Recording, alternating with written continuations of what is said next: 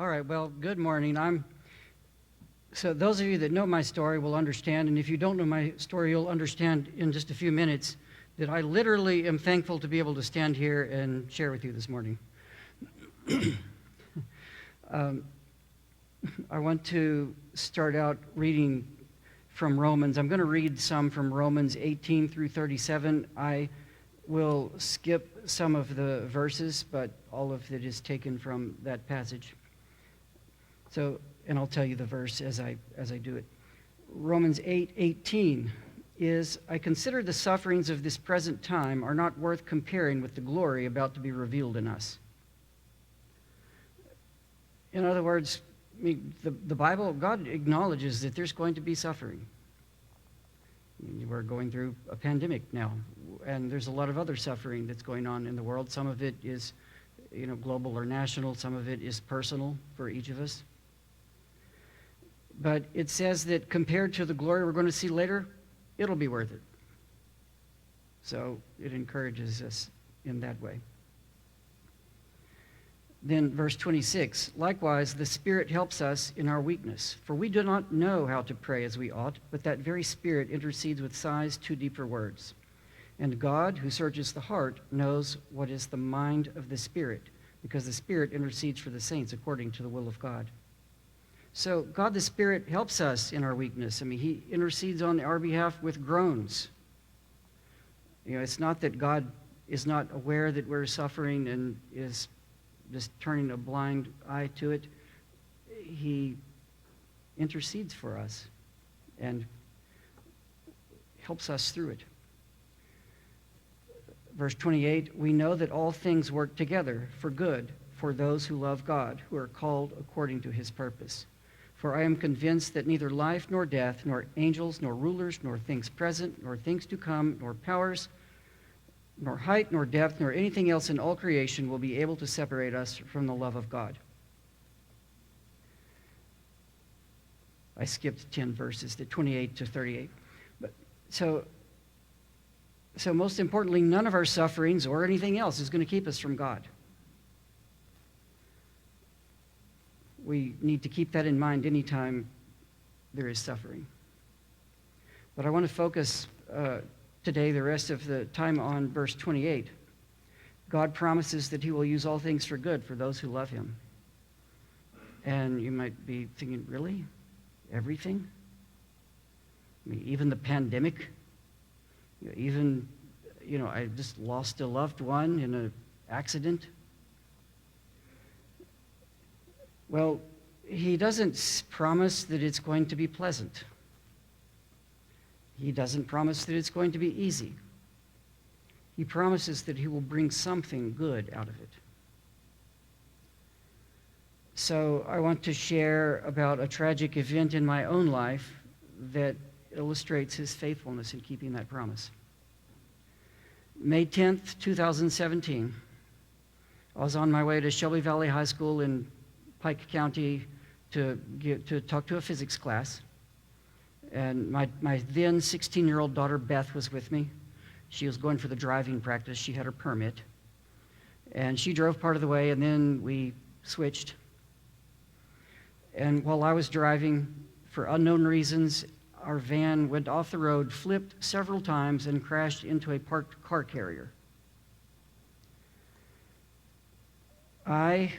We were both knocked unconscious with severe injuries. I had 2 broken vertebrae in my neck. I was in a coma for a week with a massive amount of blood on my brain. Beth had a broken back, a crushed ankle, 7 broken ribs, a concussion, a punctured lung, and a destroyed spleen.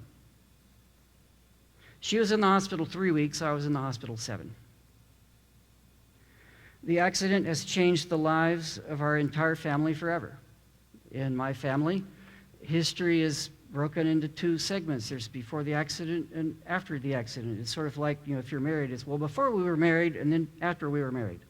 It's the same kind of break. So when May 10th comes around each year, we have to acknowledge it somehow. But how? The first year, we didn't really know what to call it. We didn't want to say Happy Accident Day. That didn't sound right. So when a friend heard our story, the friend said, well, that sure was a day of miracles. And one of my girls picked up on that and said, we're calling it Miracle Day. So every May 10th, we celebrate Miracle Day at my house. That name is stuck. Let me tell you why that name is stuck. Well, Beth and I were both unconscious with severe injuries. Our van was so mangled the doors wouldn't have opened anyway. 2 sets of jaws of life had to be used at the same time to get our van, to get us both out. And a former EMT, a fellow Christian named Lou Ann, she just happened to be driving by, and she saw the accident. So she thought, those people can probably use some help. So she stopped, and she helped. She had to crawl in through a back window. She saw that I wasn't breathing because my broken neck made my neck hang over such that it was pinching my airway closed. She was able to use Beth's backpack to prop my head up and allow me to breathe again, and that saved my life, because if I had had to wait until the official EMTs had gotten there, it would have been too late.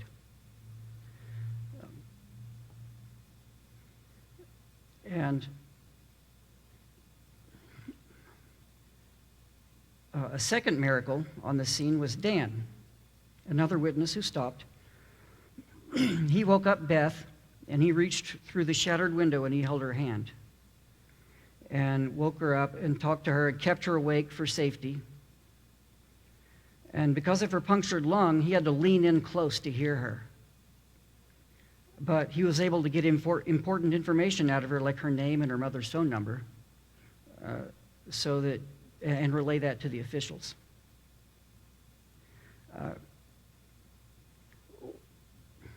Speaking of the official EMTs, when someone did call 911, I don't remember if it was Luann or Dan, but they did call 911, and it just turned out that there was an empty ambulance going on the way back from a previous call back to dispatch, and it was really close. So we didn't have to wait for it to come from dispatch. And the medics say that if they had had to drive from the station, then only one of us would have made it, because by that time, we both would have needed to be airlifted out, and they only had one airlift spot. So, of course, they would have picked Beth both because she was younger and because she had less apparent injuries. So, it saved my life that ambulance was so close. Multiple things that saved my life that day, which is one of the reasons we call it Miracle Day. And then when the EMTs got there, Luann, the former EMT, was in the car and able to describe in technical terms what our status was and what we needed. And of course, Luann and Dan have both become family friends. Well, let me head off one objection you may be having, which is, okay, well, those were miracles, but wouldn't the best and biggest miracle just been God to make the accident not happen in the first place? Well, maybe from our perspective, that's true. And I don't think God caused the accident, but I have to accept that he allowed it. So why did he do that? Well, let's read from John 9, starting in verse 1. As he walked along, he saw a man blind from birth. His disciples asked him, "Rabbi, who sinned, this man or his parents, that he was born blind?" Jesus answered, "Neither this man nor his parents sinned. He was born blind so that God's works might be revealed in him. We must work the works of him who sent me while it is day. Night is coming when no one can work. As long as I am in the world, I am the light of the world." When he had said this, he spat on the ground and made mud with the saliva and spread the mud on the man's eyes, saying to him, "Go, wash in the pool of Siloam," which means sent. Then he went and washed and came back able to see. The neighbors and those who had seen him before as a beggar began to ask, "Is this not the man who used to sit and beg?" Some were saying, "It is he." Others were saying, "No, but it is someone like him." He kept saying, "I am the man." But they kept asking him, "Then how were your eyes opened?" He answered, "The man called Jesus made mud, spread it on my eyes, and said to me, 'Go to Siloam and wash.' Then I went and washed and received my sight." They said to him, "Where is he?" I said, "I do not know." God allowed this man to be born blind so that God's works might be revealed in him. And then when Jesus healed him, his neighbors started asking, "Where is this Jesus?" They started asking about Jesus. They wanted to know. Well, his works certainly have been displayed in my entire family, my biological family and my spiritual family. I'll share some of the ways that God has brought good through the accident. Not all of them, because we don't have time for that, but I'll share some of them. As I said, I was in a coma for a week. When I woke up, I was still unable to form memories. In fact, I don't remember a little more than the entire week before the accident, or anything at all about the first 5.5 weeks after the accident. Everything I've told you about it up to this point has been told to me by other people who were there. And from what I've been told, though it's a good thing, I don't remember the first 5.5 weeks in the hospital, because evidently I would remove my neck brace and throw it at the doctor. My brother came down from Chicago to visit me. He flew down, and I said, "That looks like my brother, but it's actually a Russian spy." This is what people tell me. I don't remember this, of course. I had to be strapped down in my bed. And Beth says that when our rooms were next to each other, she pushed her nurse call button several times because of the screaming she heard coming from my room. The first memories I actually have are into the 6th week of the hospital. And I remember being wheeled from my room into the physical therapy area, and the physical therapists talking about what a joy my daughter was and how great she was to work with and what an encouragement she had been. She was out of the hospital by this time. And I remember thinking, wow, I've got a lot to live up to. My daughter clearly taught me, my daughter's been gone for 3 weeks, and she clearly touched these people and encouraged them, and I'm the dad. I've got to do at least as well as she did. But God had clearly used her already to touch those physical therapists. And God has continued to put us in contact with people because of the accident that we never would have encountered before, and used us to be witnesses and encouragement to them. When I got out of the hospital after 7 weeks, I went to residential brain injury rehab at Neuro Restorative in Lexington for about 2 months, and then outpatient for another 2 months. And I was able to be a witness and an encouragement to the other clients there and the therapists. I wouldn't have encountered any of those people if it had not been for the accident. Other ways God has used this for good is it increased my already strong feeling that I have a great family, both spiritual and biological. I already knew that, but we all know how even when you're sure about something, when it's confirmed, you feel even better. Well, I feel that way about my family. I already knew it was good, but now I really, really know it's good. Kim, my wife, quit her job to come and care for me and Beth. She moved into a Pikeville hotel room for several weeks. She didn't complain when I called her in the middle of the night, threatening to tear out my IVs and run into the parking lot. She would either talk me down or come over and stay with me, even though it was the middle of the night. And she has held our household together for over 5 years, while Beth and I required more of her than we did before. Caring for somebody like me with a traumatic brain injury is really hard. The divorce rate for people with my kind of injury is over 90%. And more than 5 years out, I still am able to do less for myself. I have a shorter temper. But I have not, so, it's only 10% of spouses that stay with their partner who has had an injury like mine because we're so hard to deal with. But I don't have just a 10% wife, I have a top 1% wife. When I say, if you want to see what does it mean when somebody says for better or worse and mean it, that's her. Several years later after the accident, I saw her doing financial things that I used to do, and I said, well, thank you for doing what used to be my job and not complaining. And she said, I'm not going to complain. She said, I have you. If I have you and it means I have to do extra chores, I'm okay with that.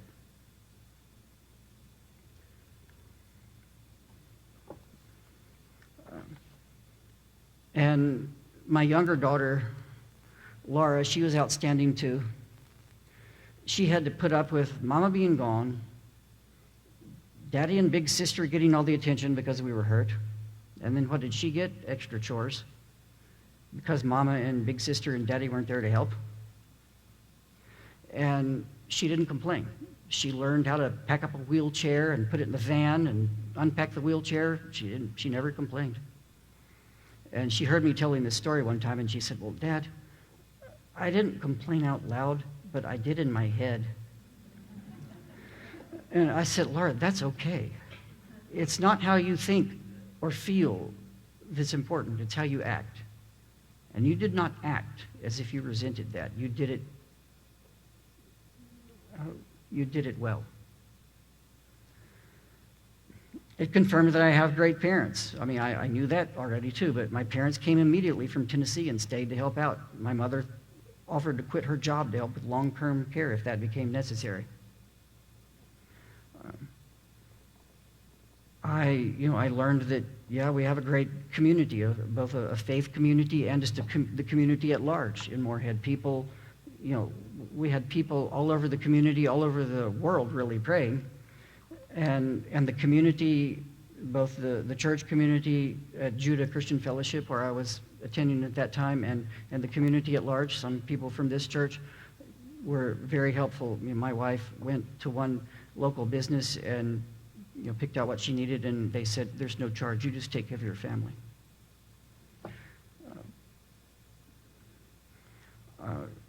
And it was an encouragement to them, to all of you who were praying, and all the other people that were praying, that God was answering their prayer.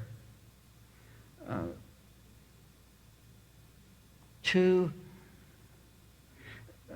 would go to Chicago, or I went to Chicago to visit my brother, the Russian spy. I went to Chicago. He still let me in his house, even though I called him a Russian spy. I went to visit him afterward and went to his church. It was a couple years after the accident. I went to his church with him, and he would introduce me as his brother Kent, and their eyes would get big and say, are you the Kent, the one we prayed for? I said, yeah. And he said, wow, it's so great to see you walking around here with your brother. So, the people who prayed and saw my recovery were encouraged. God used it for good in that way. And thank you for those of you that were part of that. Beth has found that it's helped her because she knows now she can do hard things. She recovered, got enough to get out of the hospital, still was in a neck brace and wheelchair, and she was scheduled, the accident was in May. In August, she was scheduled to go into Craft Academy, the residential magnet school on campus where high school students live on campus and take college classes. And I told her, this is probably the first serious conversation that I had with anybody. It was about 6 or 7 weeks. I was still in the hospital, but coherent enough to have a reasonable conversation. I said, Beth, you've had a hard summer already. You almost died. I almost died. You're still in a wheelchair and a back brace and neck brace. If you don't want to go to craft, if you just want to go back to normal school, I'm okay with that as your dad, even though there are going to be people that say, you can't throw away that opportunity. And she said, no, Dad, I'm going to do it. And she said it like that, too. And she did do it. The first day of craft, when we check in, when the students check in, they have a ceremony, an induction ceremony, where the students walk, they call their name, and they walk one by one across the stage and shake hands with President Morgan. And I remember that day that they called Elizabeth Price, and then nobody walked across the stage, and the crowd started murmuring, oh, where's this Elizabeth, this Price girl? Did she decide not to go to craft or what? And then after several seconds, the wheelchair lift got to the top of the stage, and she rolls out in her wheelchair in her neck brace, and you should have heard the murmurs then. You're like, whoa, that girl's going to craft? Well, 2 years later, that girl walked across that same stage and got her diploma from President Morgan. And her peers and the other people at craft and the other people that were there, they know that's that girl that did that. And they know about her faith too. So, God used that as a way to bring attention to her so that her faith would be more meaningful to them.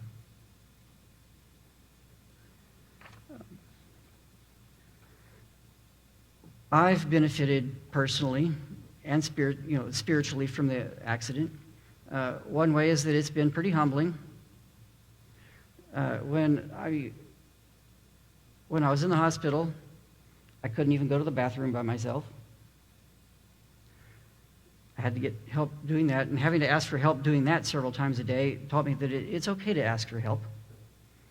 Even though I didn't like to ask for help before, but now I don't have as much pride. Even I ask for help a lot more. I have to ask for help a lot more now, and it doesn't bother me as much. I mean, not really even at all. I'm okay asking for help now. And I learned that if God's faithful to provide somebody to bring me food every day, he's probably going to be faithful to do other things too, the bigger things. I was forced to accept that even my ability to think is itself a gift from God. And I can't just accept that that's always going to be there. My family will tell you that I didn't have a self-confidence issue when it came to my intellect before. Physics professors are not usually known for their humility. But after 6 weeks in the hospital, and I'll say that those of you that took Pastor Matthew's Emotional Intelligent Bible Study will realize, okay, maybe I had a little bit of confusion between my identity as somebody loved by God and my role as a physics professor.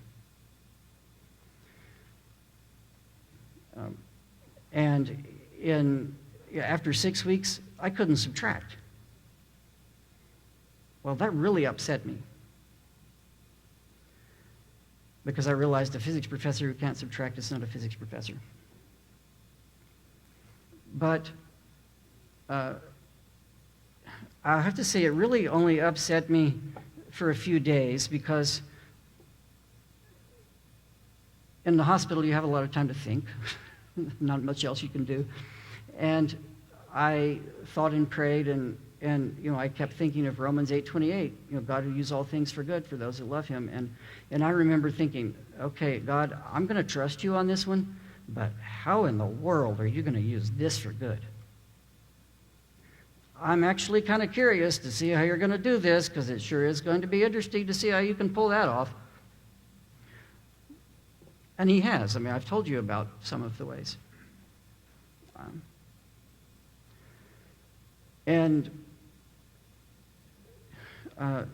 I learned through Pastor Aaron, related to the accident. I mean, he sometimes tells a story about a seminary professor he had that asked him once, have you ever prayed through the night? And Aaron said, well, no, I've never had to. And the professor said, well, you better learn how before you have to. And he tells that story to illustrate you should develop good spiritual habits before a crisis. Well, God did that with me, with Romans 8:28. One thing I learned for sure in brain injury rehab is brain injury patients don't learn new habits. Or at least if they do, it's really, really hard. And God did that with me in trusting Romans 8:28. When I was 12, I lived in Piney Flats, Tennessee, and up in the East Tennessee foothills. It's about as big as it sounds. And we moved from there to a suburb of Nashville. Well, all of my friends, all of my family, a whole bunch of my extended family, they were all in Piney Flats, so that was the worst thing that could happen to a 12-year-old, I thought. Well, then later I realized, it was actually a good thing that we moved, because I had a lot more opportunities close to Nashville than I would have in that small town. And I met new people and made new friends that I wouldn't have met if I had stayed there. I still kept up with my old friends and my family, and I still love Piney Flats, still.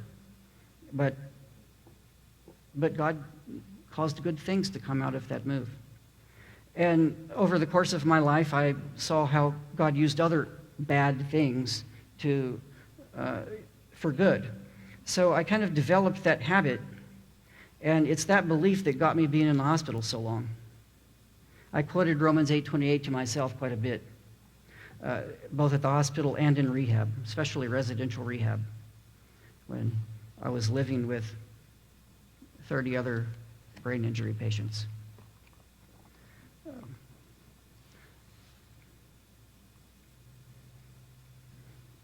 And I realized, okay, if God doesn't want me to be a physics professor again, I guess he's got something else to do with me. It was actually my wife that told me that first, but after she told me and I thought and prayed about it, I'm like, well, yeah, I guess you're right. I guess maybe there's something else I'm supposed to do. But God has helped me recover so that I can be a physics professor again. And Pastor Aaron also kind of helped me develop spiritually from this in another way, because people will say, wow, you had to work so hard to overcome what you did. I'm like, well, yeah, I have. But then, it's extremely hard to do. You have to be extremely self-disciplined to do, to do this. And people would say that, and I would say, yeah, I have, or something like that. I would say, yeah, or God is the one that has really done all the miracles. I would feel conflicted, thinking, okay, am I trying to take part of the credit here by me working hard? And Aaron helped me. I told that to Aaron one time, and he said, who do you think gave you that self-discipline? Oh, well, okay. I guess I'd need to be thankful for God for that too. That, the character traits that I have that are positive, God gave me those. So, it's not that I don't have character traits that aren't so good, but those, the ones that I might be proud of or have pride in, I need to not have pride in them because it's God that gave them to me. So finally, the take-home points that I want to leave you with are, first, God really does use all things for good for those who love him. If you're already in a situation like I was where you're thinking, all things? Really? Even this? Other than the pandemic. We're all in that. We can already say that for that. I'm not saying that the pandemic is good. If I could wave a wand and make it go away, I would do that.